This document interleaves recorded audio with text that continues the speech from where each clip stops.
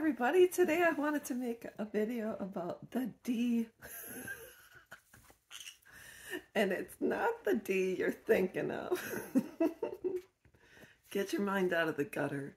I want to talk about vitamin D and when you reach a certain age, why it's so important. Backstory for me is when I was a teenager, I would lay out in the sun all day.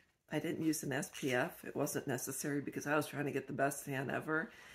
And maybe some of you who were born in the 70s, going into the 80s, would remember this. I would use baby oil, and I would add what they called mercurochrome, which was, I believe, also iodine.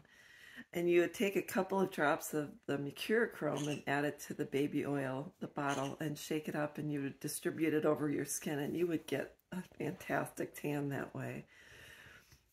I don't suggest this. It's just a thought. It was just what I did when I was younger. And then as I got older, I realized how important it was to use an SPF. So now I do. I use an SPF 50 lotion and on my face, and also when I'm out in the sun for significant periods of time, just to protect myself from a sunburn. And so I met a woman recently who looked very young, I would say 40s, etc. And I said, "You have beautiful skin." And she said, "Well, I'm 76 years old." And I said, "Oh my gosh, what's your secret?" So she told me, she said, she gave me kind of a warning about her skincare routine. She was always adamant about wearing light layers, you know, up to here and there, and always SPF and always a hat. And she limited her exposure to the sun so significantly that she just... So I don't know the reasoning behind the very limited exposure. So anyways, what? This girl here. What? Okay, so anyways. So what she did was she limited to the point where she just didn't expose herself to the sun pretty much at all, except for her hands and sandals. Yeah, she would wear sandals. And she said over time, she found herself to be very tired, where she was exhausted, literally exhausted for months.